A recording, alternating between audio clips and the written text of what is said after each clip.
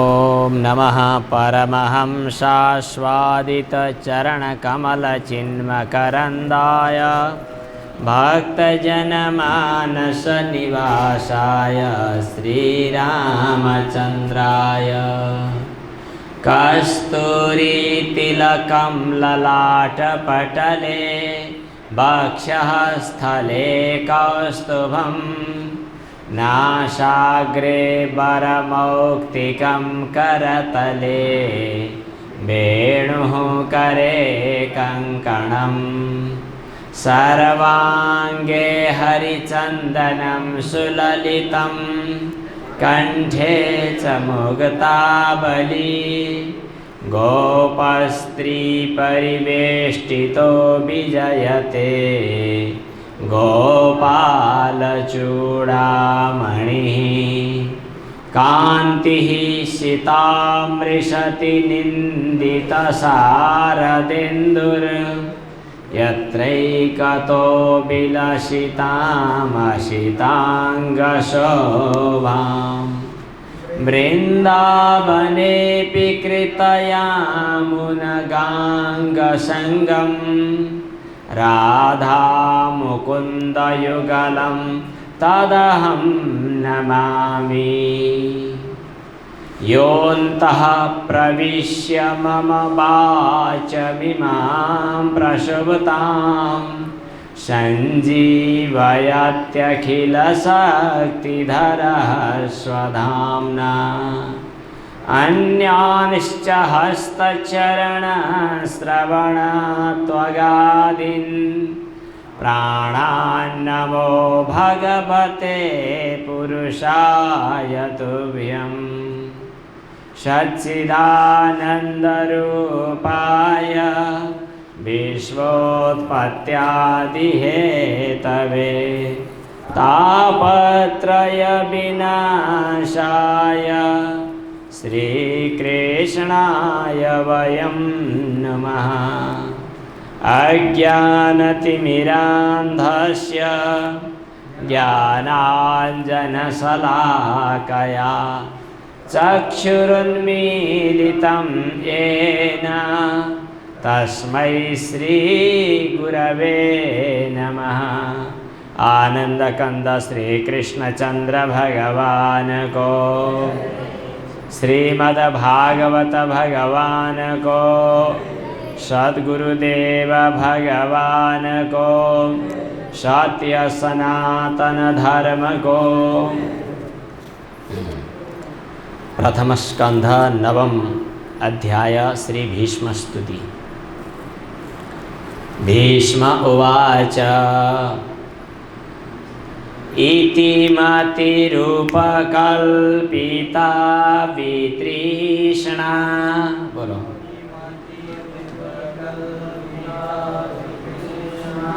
भगवती सात्वतपुङ्गवे विभुम्नि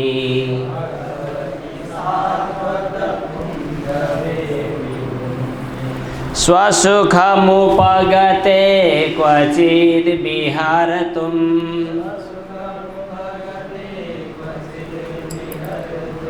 प्रकृतिमुपेयुषि यद्भवप्रवाहः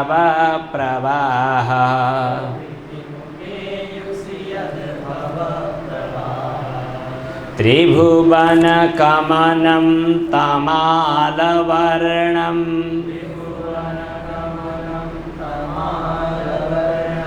रविकरगौरवराम्बरं दधाने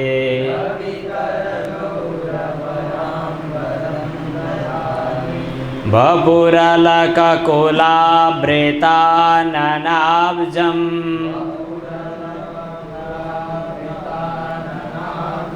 विजयसखेरतिरस्तु मे नवद्या।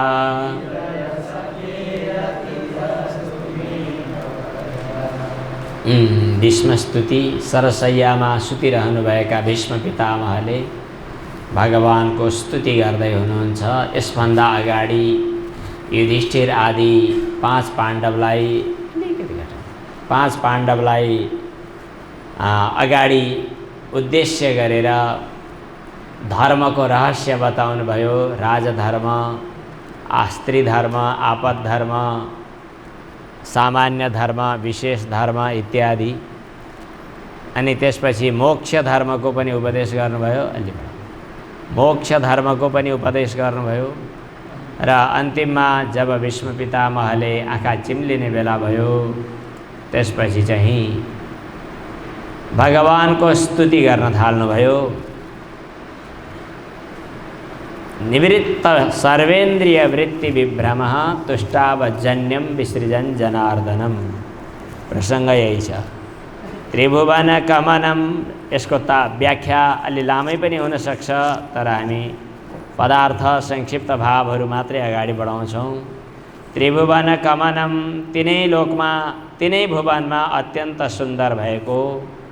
तमाल वर्णम, तमालको जस्तो पहिला त आयो इतिमती रूपकल्पित आयो। इति यस प्रकार वितृष्णामती, तृष्णा रहित भएको मेरो बुद्धि। सात्वत पुङ्गवे विभुम्नि भगवती उपकल्पिता, सात्वत वंशीहरूमा श्रेष्ठ हुनुभएका हजुर भगवान श्री कृष्णमा समर्पित गरेको छु। अब भगवान स्वसुखम उपगते, आफ्नो परम आनन्दको विश्राममा विश्रान्त भएको बेला क्वचित कहिले जब विहर्तुम, विहार गर्ने इच्छा हुन्छ, प्रकृतिलाई स्वीकार गर्नुहुन्छ अनि भव प्रवाह सुरु हुन्छ। सामान्य अर्थ भयो।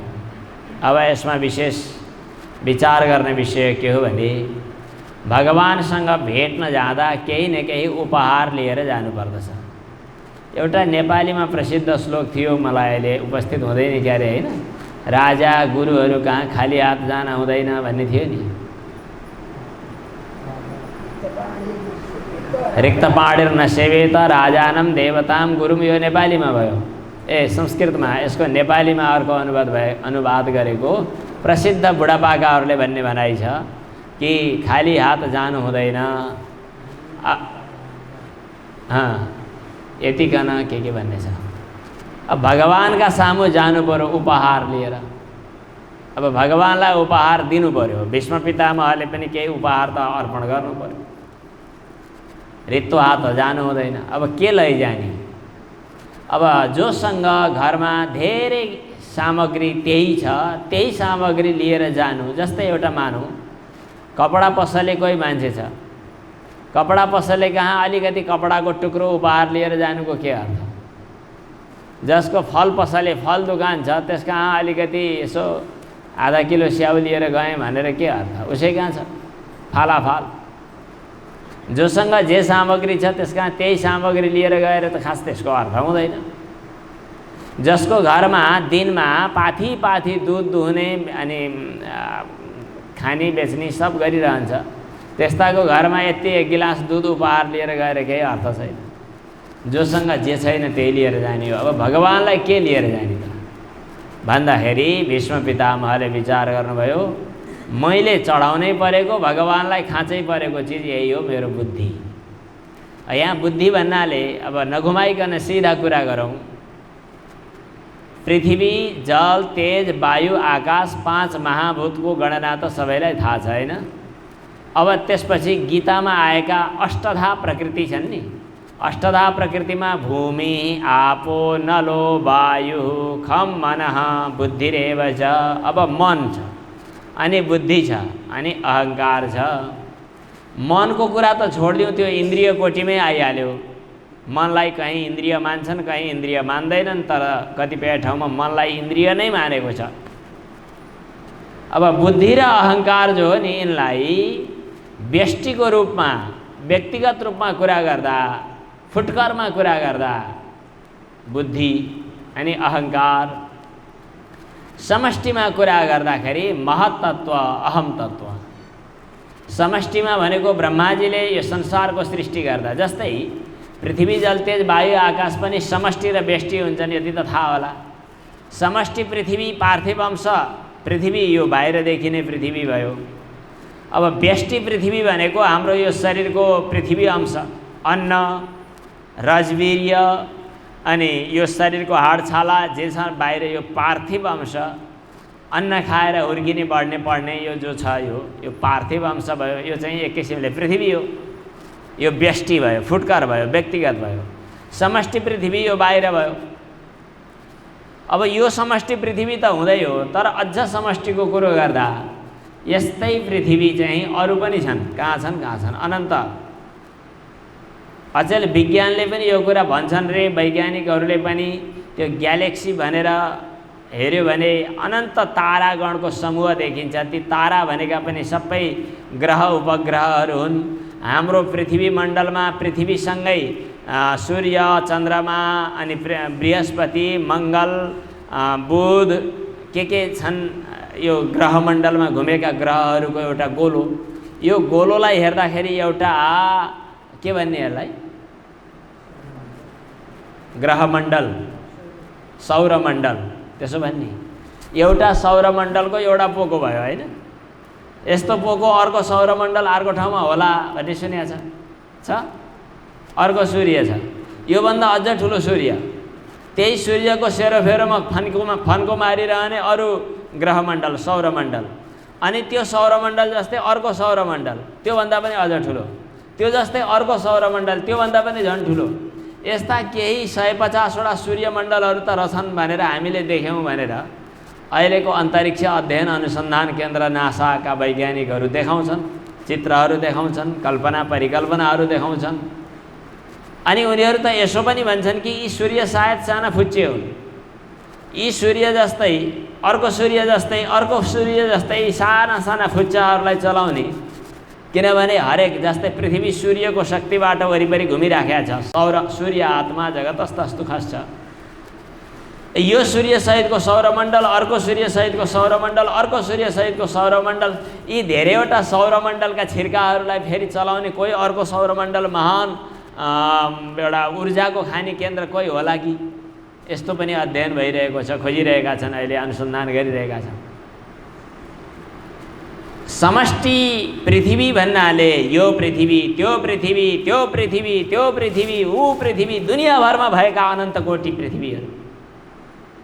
यस्ता पृथ्वीको परिकल्पना तिम्रा हजुरआमालाई कसरी थाहा भयो होला? हजुरआमाले भन्ने गरेको अनन्त कोटि ब्रह्माण्ड नायक भगवान स्वस्थानीमा पढ्ने गरे। अनन्त कोटि, कोटि भने करोड हो। अनन्त करोड हामीले सीमा गणना गर्न नसकिने अनन्त करोडौँ करोड पृथ्वी पृथ्वी पृथ्वी पृथ्वी पृथ्वी मात्रै होइन, पृथ्वी सहितको ब्रह्माण्ड, एउटा ब्रह्माण्ड होइन, अनन्त कोटि ब्रह्माण्ड। यस्ता चाहिँ भगवानका श्वासभित्र सास फेर्दाखेरि हामीले सास फेर्दा थाहै नपाइकन साना साना कणहरू भित्र जान्छन्, बाहिर निस्किन्छन्। त्यसै गरी भगवानले श्वास फेर्दा यस्ता अनन्त ब्रह्माण्ड छिनछिनमा भित्र निस्किने बाहिर निस्किने गरिरहन्छन् श्वासोच्छ्वास। भनेपछि कतिवटा पृथ्वी होला? ती सबै समष्टि पृथ्वी एउटा। अनि फुटकर पनि दुई किसिमको हुन्छ। अत्यन्त फुटकर यो पृथ्वी, त्यसभन्दा अलि ठुलो फुटकर यो पृथ्वी। समष्टि पृथ्वी भनेको पृथ्वी अंश। यसै गरी जलको अंश पनि हाम्रो शरीरमा पनि छ, बाहिर पनि छ, महान जल पनि छ। अनि तेजको अंश यहाँ तातोपन छ, त्यहाँ पनि तातोपन छ, अनि महान सूर्यमा पनि तातोपन छ। अनि वायुको अंश यहाँ पनि छ, अलिअलि बाहिर पात हल्लिँदैछन्, यो बाहिर पनि छ। अनि वायु अझ महान वायु छ, 49 वायुको त हामीले कथा सुनेकै छौँ। आकाश हामी यहाँ परिकल्पना गर्दैछौँ, आकाशको व्यापकता त सूक्ष्म छ, व्यापक छ, छँदैछ। तर त्यो आकाश पनि कुनै दिन सृष्टि हुन्छ भनेर वेदान्तले कल्पना गर्यो। त्यो आकाश पनि व्यष्टि आकाश हाम्रो शरीरभित्र, व्यष्टि आकाशभित्र हाम्रो यो चाहिँ कर्ण सस्कुली भन्छ, यो कानको लोती, यो लोतीभित्र रहेको आकाशलाई हामी श्रोत्र भन्छौँ। अनि यहाँ आकाश छ र यो मुख जिब्रो फरफर कराइरहेको छ, यो कराउँदा एउटा आवाज निस्किरहेको छ। अनि यो माइकको ढुङ्ग्रोले पनि आकाश भएकै कारणले शब्द गुणकम आकाशम शब्द फैलिरहेको छ। यस्तै आकाश समष्टि आकाश, महान आकाश। यति कथा किन बताएको त भन्दा नि यसभन्दा अगाडि हाम्रो जो मन छ, यो मन जस्तै समष्टि मन, चन्द्रमा, चन्द्रमा मनसो जातः। अब समष्टि बुद्धि, हाम्रो बुद्धि छ फुच्चे बुद्धि, अनि यसको समष्टि बुद्धि भनेको के हो त भन्दाखेरि महत्त्व। अनि समष्टि बुद्धि भनेको अहङ्कार भनेको अहम तत्व। अनि यो समष्टि महत्तत्व अहम तत्व दुवैको पनि मूल कारण भनेको हामी यहाँ हाम्रो हकमा कुरा गर्दाखेरि अविद्या भन्छौँ, तमोगुण प्रधान सानो फुच्चे माया भन्छौँ। तर त्यही मायाको सत्वगुण प्रधान समष्टि महान जो माया तत्व हो त्यसलाई चाहिँ मूल प्रकृति भनेर भनियो। अब प्रकृतिका काम पनि अविद्याका काम पनि दुईटा छन्।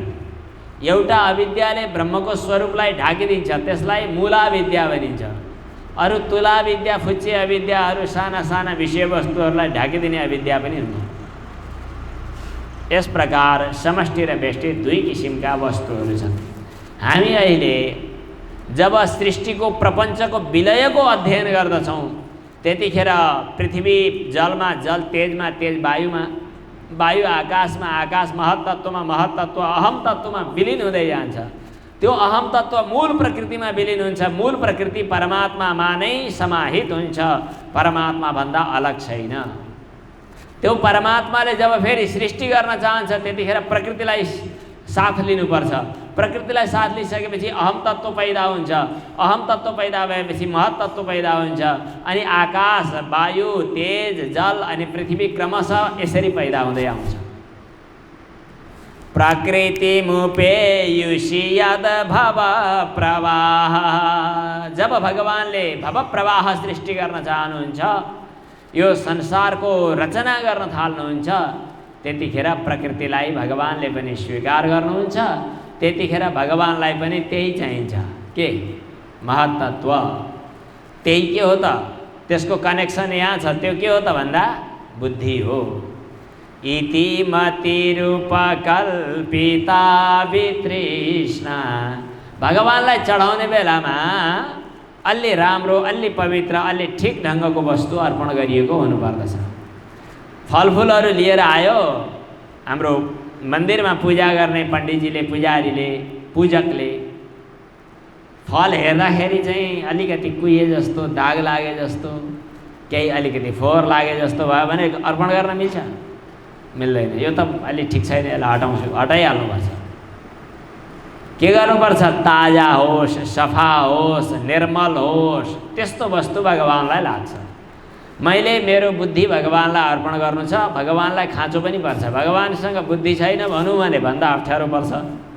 तर वास्तवमा भगवान मन, बुद्धि, चित्त, अहङ्कार यो अन्तःकरणको पचेडोभित्र हुनुहुन्न, यसको जन्जालभित्र हुनुहुन्न।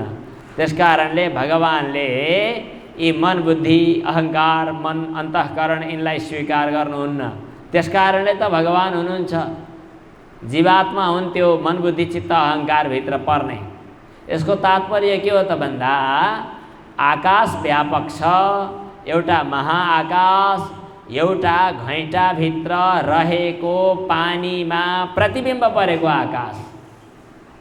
आकाशकै कुरा गर्दा त चारवटा हुन्छन्, तर दुईटा आकाशको कथा भनौँ अहिले।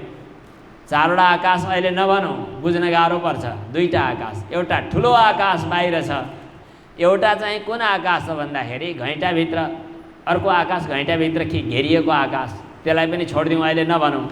घैँटाभित्र घेरिएको आकाश छोडेर त्यहाँ पानी हालिदियो। पानी हालिदिइसकेपछि आँगनमा त्यो घैँटो राखिसकेपछि त्यो घैँटामा आकाशको प्रतिबिम्ब पर्छ। प्रतिबिम्ब परेको आकाश जो हो त्यो प्रतिबिम्ब आकाश हल्लिन्छ। आकाश हल्लिन हुने हो, तर हल्लिन्छ।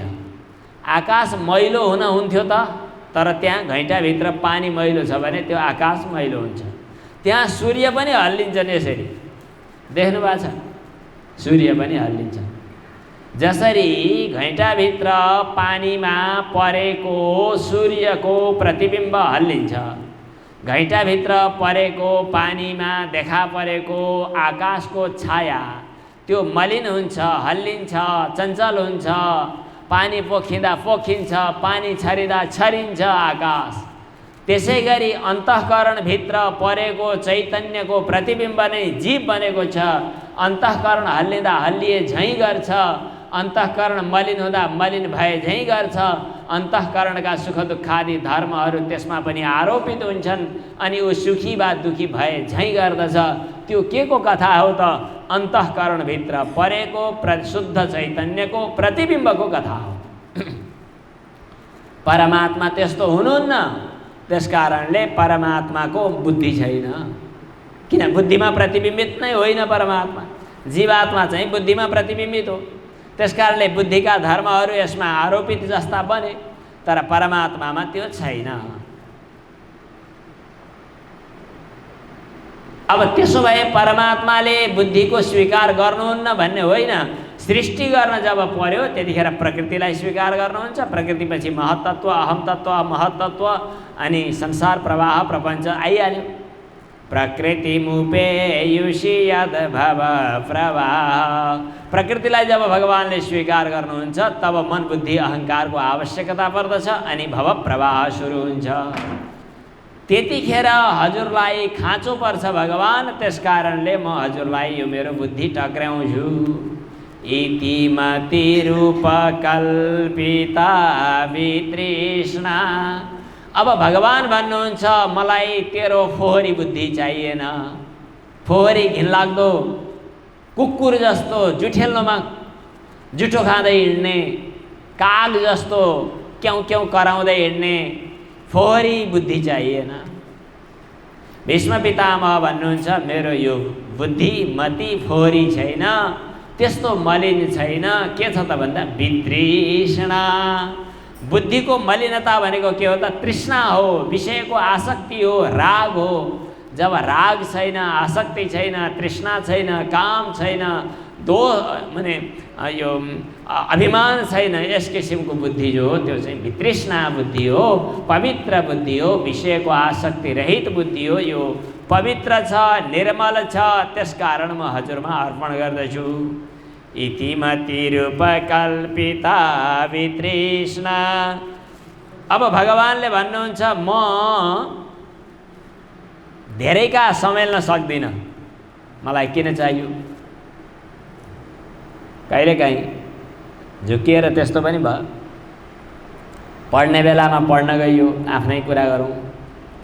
अब जब उमेर अवस्था आयो, घरको एउटै भएपछि विवाह गर्छ क्या र भन्ने आशा भयो। धेरैले विवाहको प्रस्ताव लिएर आए। विवाह भइसक्यो।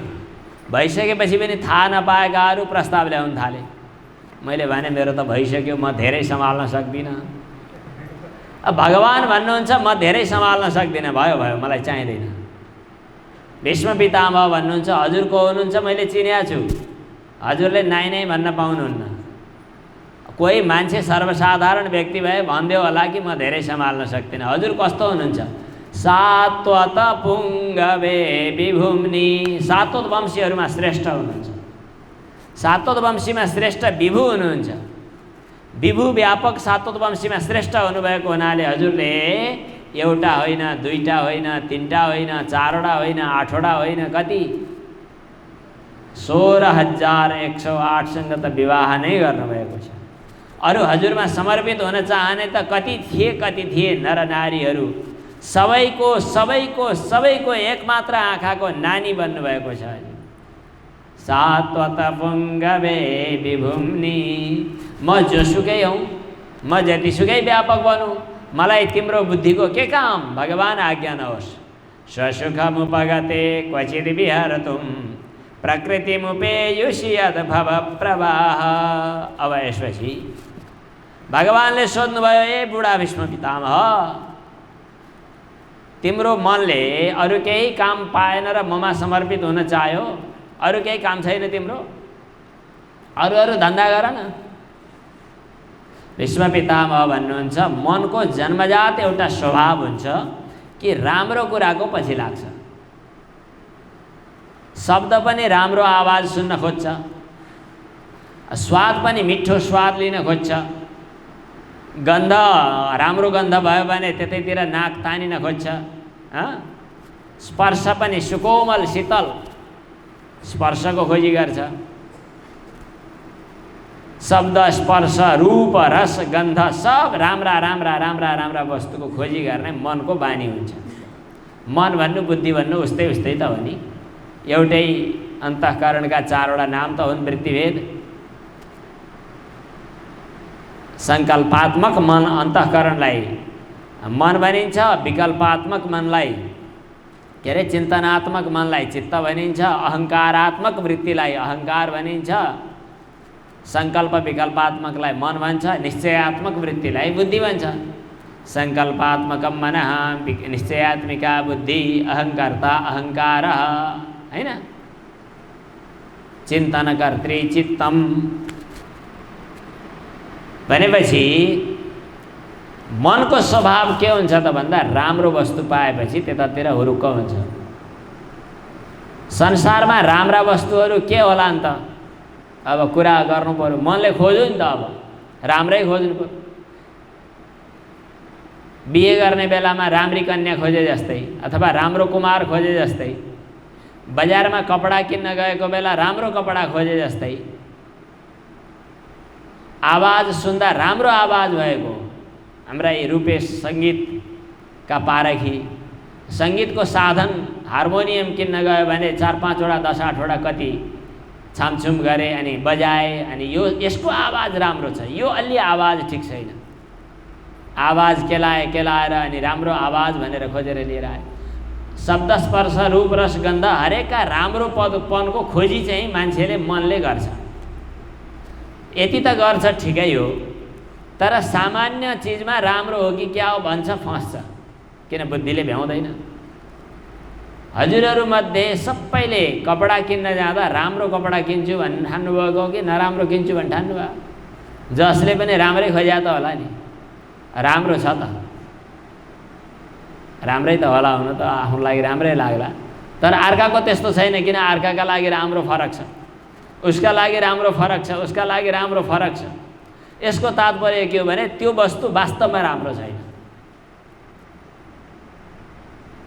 साँच्चै राम्रो भए त सबैले त्यही राम्रो ठान्थे, सबैको एउटै खाले कपडा हुन्थ्यो, सबैको एउटै खाले स्वाद हुन्थ्यो, सबैको एउटै खाले प्रवृत्ति प्रकृति हुन्थ्यो। भनेपछि एकछिन सानो सानो सोचाइमा राम्रो ठान्यो, राम्रो भएन। किनभने ब्रह्माजीले सृष्टि गर्ने बेलामा नै राम्रो वस्तुको सृष्टि गर्नुभएको छैन।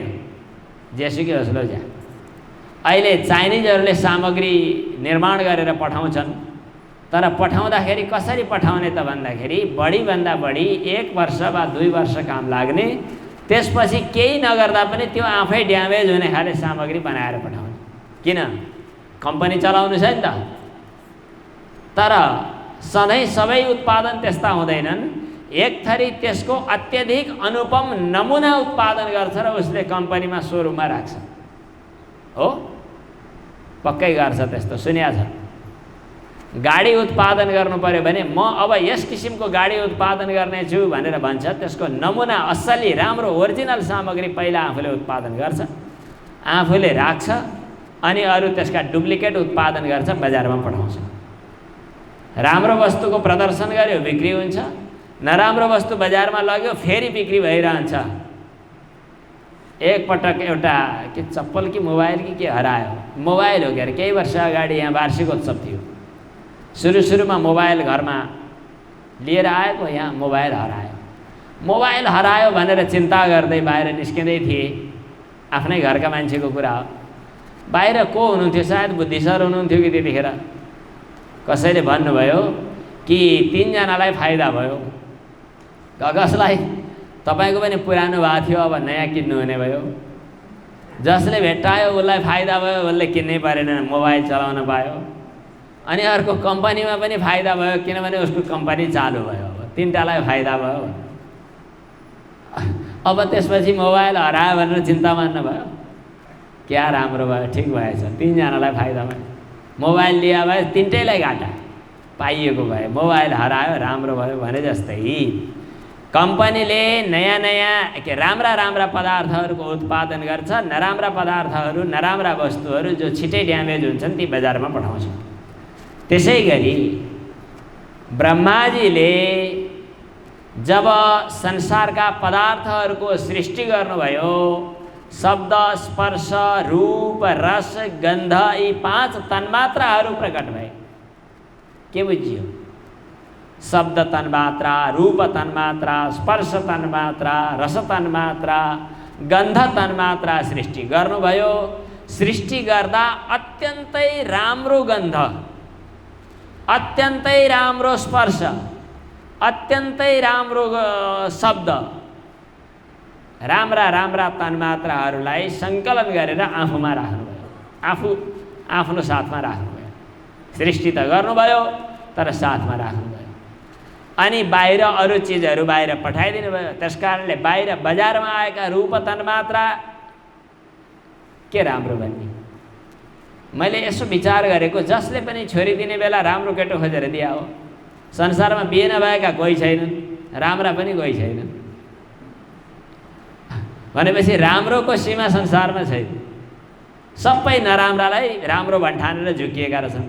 तर ब्रह्माजीले उत्पादन गरेको जो सबैभन्दा मुख्य ओरिजिनल रूप तन्मात्रा थियो त्यो ब्रह्माजीसँगै त्यहीँ कहीँ छ, उतै कतै छ।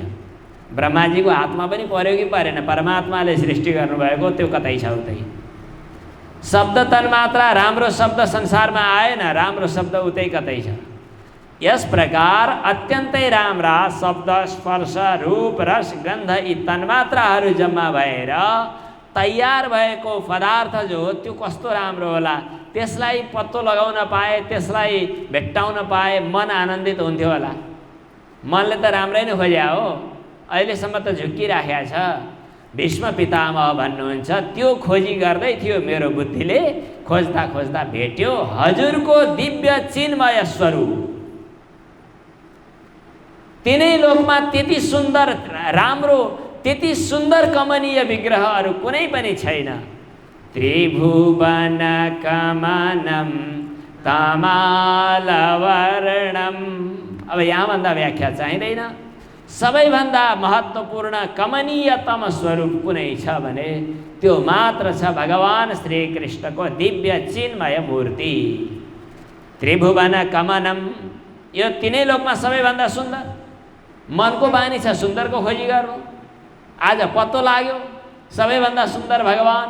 अब भगवानमा समर्पित नभएर मेरो बुद्धि कहाँ जाओस् त? बुद्धिमान छ नि मेरो बुद्धि, राम्रोको खोजी गर्छ, राम्रो भेट्टायो आयो। त्रिभुवन कमनम।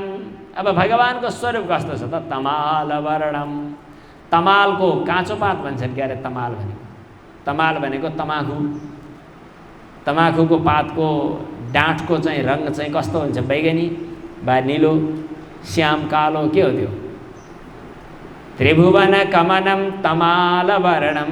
तमालको जस्तै वर्ण भएको तमाल श्यामल। कहिले कहिले कालो बादलको जस्तो कुरा पनि आउँछ। स्मृतापि तरुणा तपम, पढेको होइन?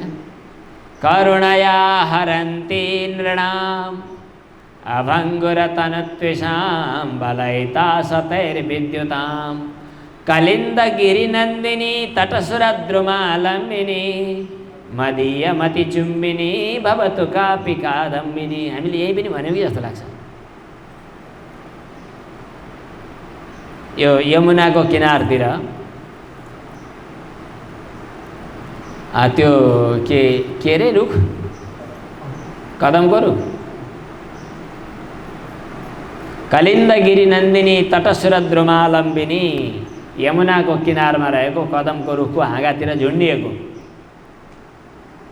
बादल, कालो बादल। त्यो कालो बादल अलि भिन्नै खाले छ। आकाशतिर भएको कालो बादलले चाहिँ के भन्छ, घाम छेक्छ। तर बादल लाग्ने मौसम हुनुपर्छ, समय हुनुपर्छ, आकाशमा त्यो बादल जानुपर्छ अनि घाम छेक्छ। तर यो कालो बादल यस्तो छ, यमुनाको किनारमा वृन्दावनको छहारीमा कहीँ वृक्षको तल हाँगामा झुन्डिएको कालो बादल जो चाहिँ सम्झिँदा मात्रै मनलाई शीतल बनाइदिन्छ। आउनै पर्दैन, उठ्नै पर्दैन, आकाशमा उभिनै पर्दैन। स्मृतापि तरुणा तपम, किन? करुणया, करुणापूर्वक। करुणया हरन्ति नृणाम अभङ्गुरतनुत्विषाम। आकाशको बादलमा बिजुली चम्किँदा एकैछिन चम्किन्छ, नष्ट भइहाल्छ। तर यो कालो बादलमा पहेँलो पहेँलो वस्त्र चम्किएको छ जो नष्ट हुँदैन, चमक भइरहन्छ। अभङ्गुरतनुत्विषाम बलयिता सतैर्विद्युताम। भगवानको त्यो सुन्दर वर्ण जो श्याम वर्ण, तमालको जस्तै श्याम अथवा घनश्याम श्याम वर्ण भएको, अनि त्यो श्याम वर्ण भएको सुन्दर शरीरमा सूर्यको किरण जस्तै चम्किलो, पहेँलो, उज्यालो, चमकदार वस्त्र पनि सुशोभित भइरहेको छ। रवि कर, रवि भनेको सूर्यको, कर भनेको किरण जस्तै, गौर अम्बर भनेको वस्त्रलाई दधाने, धारण गर्ने भगवानको त्यो सुन्दर स्वरूप। रवि कर गौरवराम्बरम दधाने, रवेः कराइव गौरे पीते बरे श्रेष्ठे अम्बरे, दुईटा वस्त्रहरू धारण गर्नुभएको छ। बराम्बर, त्यो पनि कतिखेर युद्धको समयमा सूर्यका किरणको टलक पर्दा झन् बढी चम्किएको छ। अब यसपछि वपुः भनेको भगवानको शरीर, गात्रम वपुः संहननम शरीरम वर्ष्म विग्रह, कायो देह क्लीब पुंसो स्त्रिया मूर्ति तनुस्तनु। आउँछ कि आउँदैन भनेर सोध्नुपर्छ, आयो। वपुः भनेको शरीर कस्तो खाले त भन्दा वपु नपुंसकलिङ्ग, वपुः वपुषी वपुंसी। कस्तो वपु त भन्दाखेरि अलक कुलावृता ननाब्जम वपुः।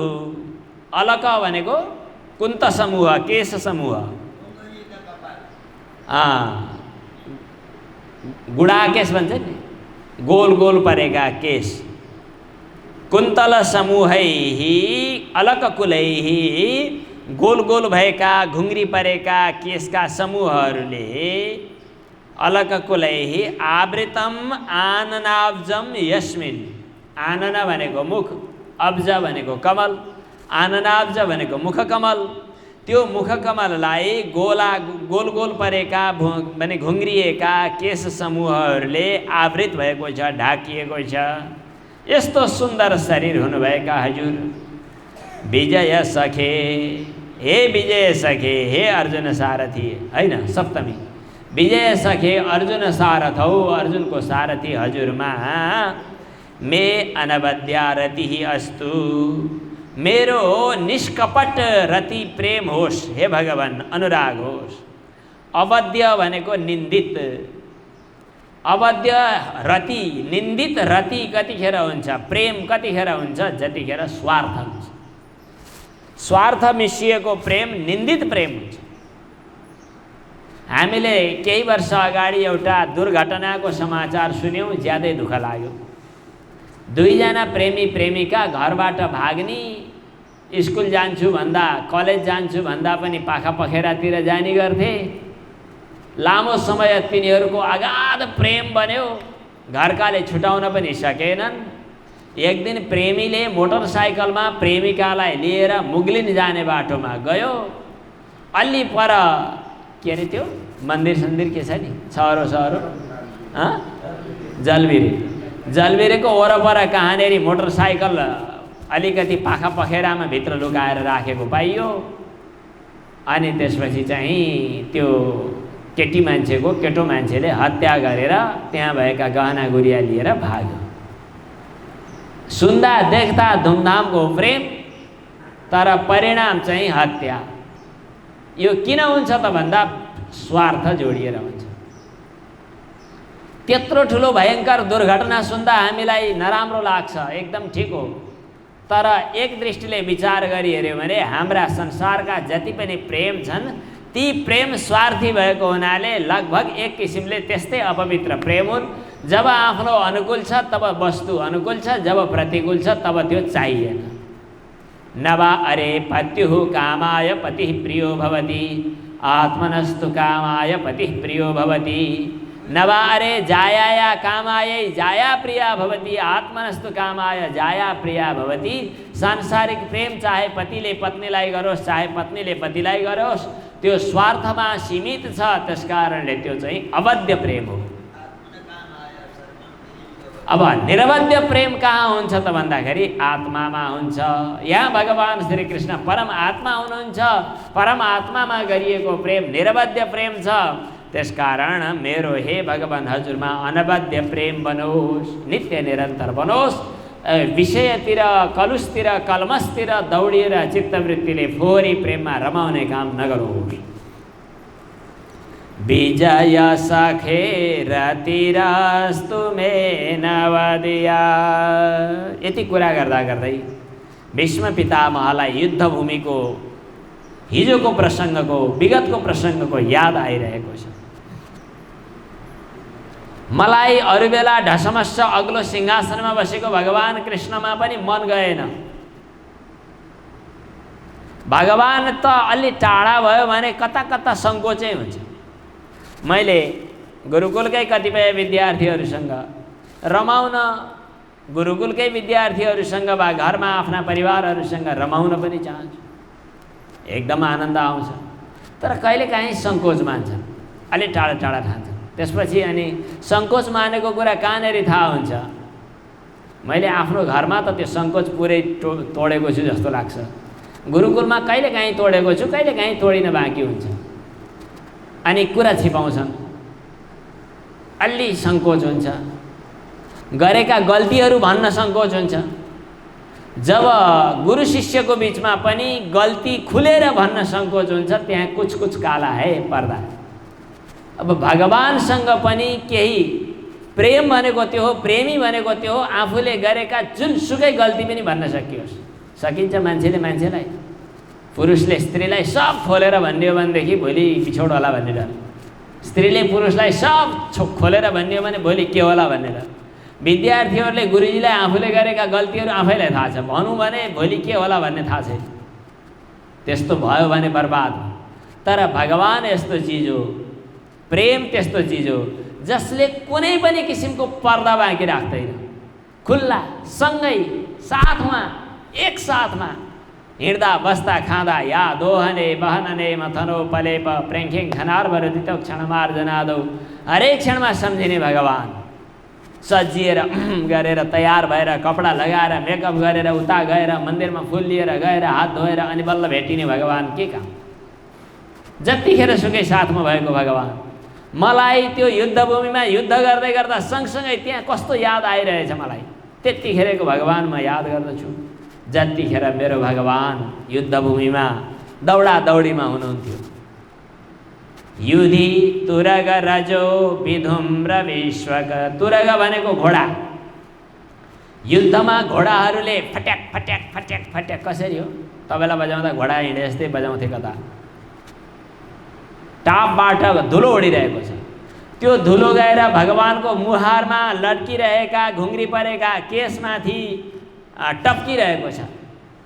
युधि तुरग रजो, तुरग भनेको घोडाको, रज भनेको धुलोले, विधुम्र भनेको ध्वासे ध्वासे बनेको, विश्वक भनेको चारैतिर, लुलित भनेको छरिएको, कच भनेको लुलित श्रम माने केस छरिएको छ र त्यही श्रमबारी भनेको परिश्रमका माने पसिनाका बुँदहरू पनि टप्किरहेका छन्। त्यसले अलङ्कृत भएको छ आस्य जसको। युधि युद्धे हैन, तुरगाणाम रजः तुरग रजः, तुरगाणाम रजः तुरग रजः। घोडाको खुरको धुलो, अश्वखुर रजः अश्वखुर धूलिः, तेन विधुम्राः अनि विश्वञ्चः, विश्वञ्चौ विश्वञ्चः, विश्वञ्चः भनेको यताउति छरिएका कचाः कुन्तलाः,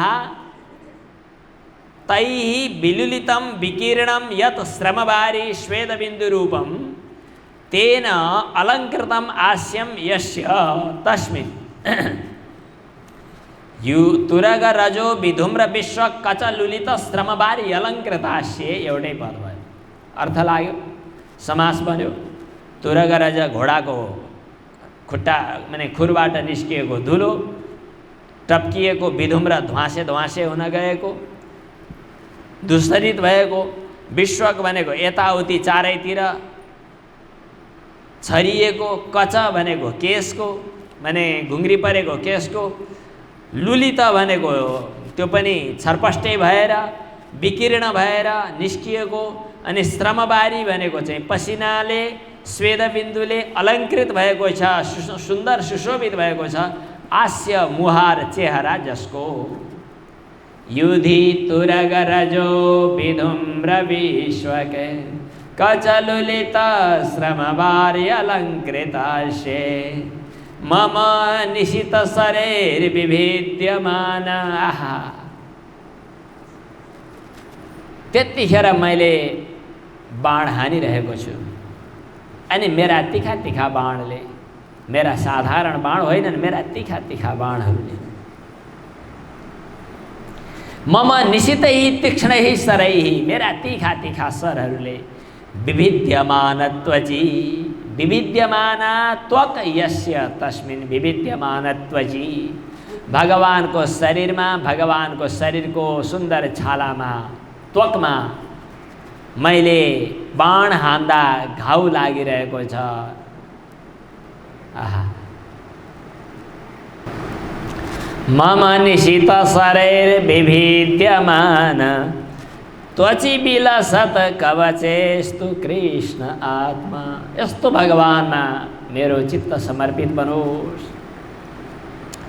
सपदि सखी बचो निशम्य मध्ये, उच्चारयन्तु, निज परयोर्बलयो रथं निवेश्य स्थितवती परसैनिकायुरक्षणा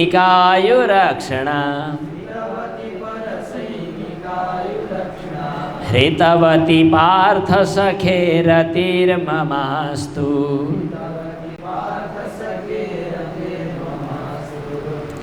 यस्तो भगवानमा मेरो आत्मा रमाओस्, मेरो मन रमाओस्। यहाँ आत्मा शब्दको अर्थ मन।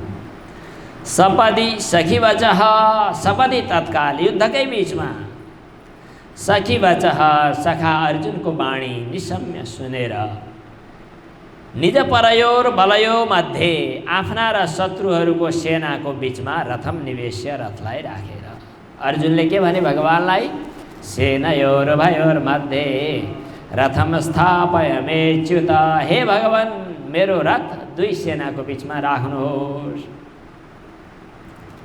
सपदि तत्काल सखी वचः, सख्यु अर्जुनस्य वचः वाणीं निशम्य श्रुत्वा, सुनिसकेपछि निज परयोः भनेको, निज भनेको आफन्त पाण्डवहरू, पर भनेको कौरवहरूको, बलयोः सेनाहरूमध्ये रथम निवेश्य, रथलाई राखेर यावदेतान् निरीक्षेऽहं योद्धुकामान् अवस्थितान् कैर्मया सह योद्धव्यम् अस्मिन् रणसमुद्यमे योत्स्यमानान् वेक्षेऽहं य एतेऽत्र समागता धार्तराष्ट्रस्य दुर्बुद्धे युद्धे प्रियचिकीर्षव। भगवान श्री कृष्णले रथ लगेर बीचमा राखिदिनु भयो, अनि त्यसपछि लौ हेर भनेर भनिदिनु भयो। तत्र पश्यत स्थितान् पार्थ पितॄन् अथ पिता महान्। अर्जुनले बामा, हजुरबा, ठुलाबा, कान्छाबा, मामा, ससुरा, शाला सम्बन्धी, नातेदार, मित्र, छोरा, नाति के देख्नुभयो, के देख्नुभयो अर्जुनले। अब अर्जुनलाई छटपटी भयो। अर्जुनले गीता सोधे, भगवान श्री कृष्णले गीताको उपदेश दिनुभयो। उपदेश दिँदै गर्दा 11औं अध्यायमा पुग्दा भगवानले विराट स्वरूप देखाइदिनु भएको छ। विराट स्वरूप देखाइदिँदै गर्दा भगवानका विराट स्वरूपका आँखा के मुखभित्र यिनीहरू पसिरहेका छन्। तिनीहरूको आयुलाई भगवानले पुर्लुक्क हेर्यो, भुकलुक्कै पार्यो। स्थितवती परसैनिकायुरक्षणा। अर्जुनले भनेअनुसार रथलाई लिएर बीचमा राख्नुभएको छ, पुर्लुक्क यता हेर्नुभएको छ, उनको आयु खुर्लुप्प खानुभएको छ, यता हेर्नुभएको छ, आयु सुर्लुप्प।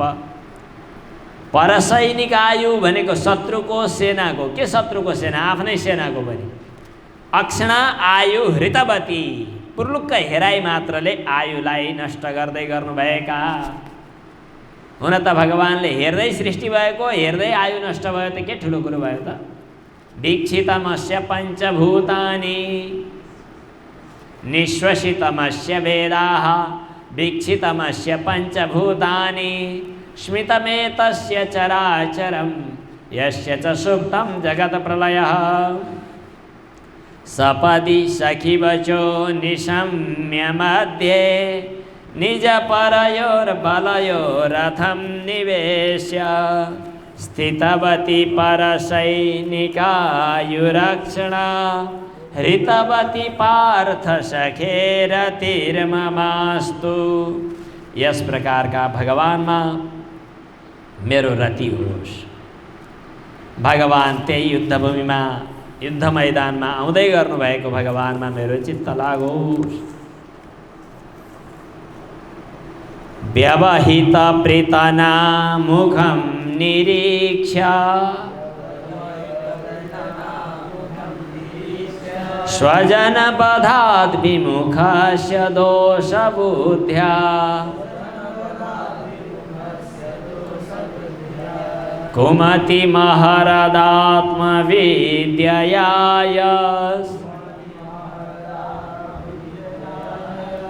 चरणरतिः परमस्य तस्य मेस्तु। व्यवहित प्रीतना मुखम निरीक्ष्य। व्यवहित भनेको अलि टाढा रहेका, प्रीतना मुख भनेको चाहिँ सेनाको अग्रभागमा, व्यवहित भनेको छेकिएका, अलि टाढा भएका, व्यवधान भन्छ व्यवहित, अलि टाढा भएका।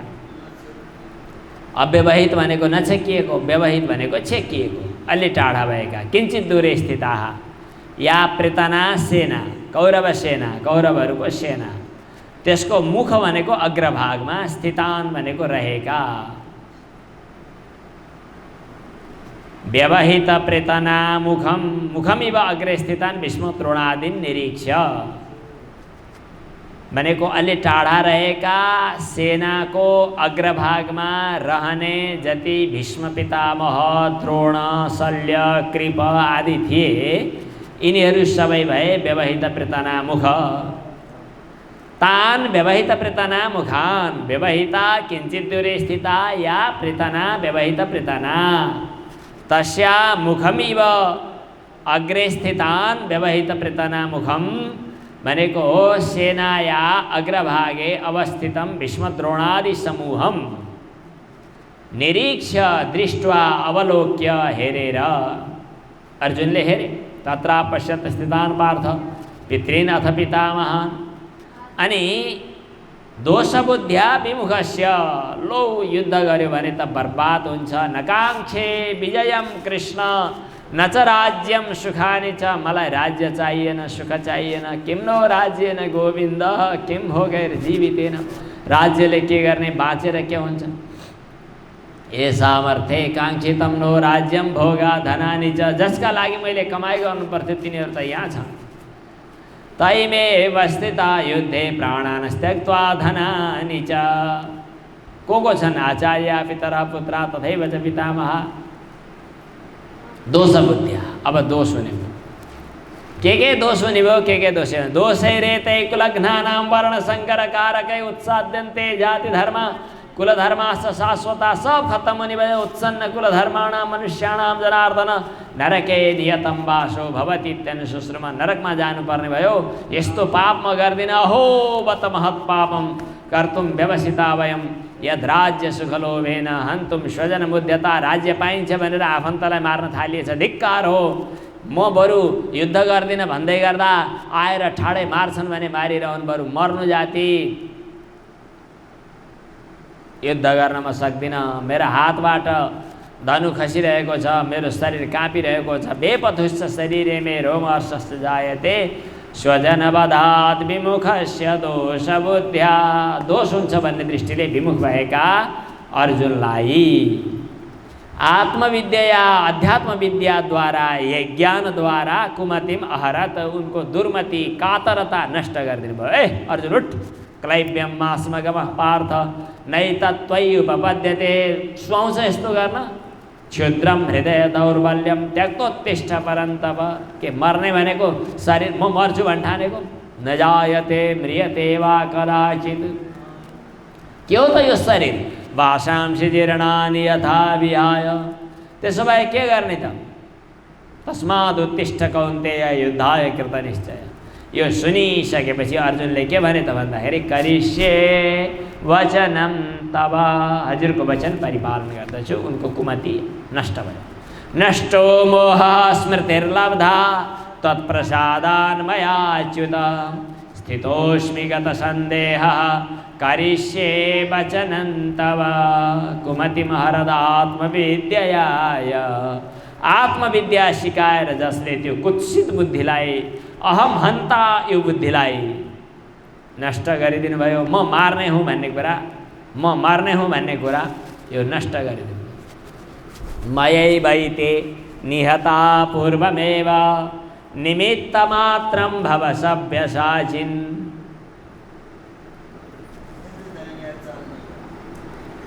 निमित्तमात्रं भव सव्यसाचिन्, भगवानले उपदेश गर्नुभयो।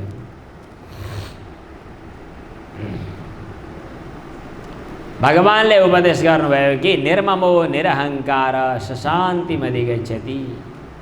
गीताको सबैभन्दा बढी गुनगुनाउने मन परेको श्लोक कुन हो भनेर सोध्यौ तिमीहरूले मलाई भने मैले जानेको कुन अरे? बस त्यही। विहाय कामान् यः सर्वान् पुमांश्चरति निष्प्रियः निर्ममो निरहङ्कारः सशान्तिमधिगच्छति चरणरतिः परमस्य तस्य मेस्तु। यस्तो परम पुरुष भगवानमा, भगवानका श्री चरणमा मेरो रति होस्। ओम पूर्णमदः पूर्णमिदं पूर्णात् पूर्णमुदच्यते पूर्णस्य पूर्णमादाय पूर्णमेवावशिष्यते। ओम शान्तिः शान्तिः शान्तिः।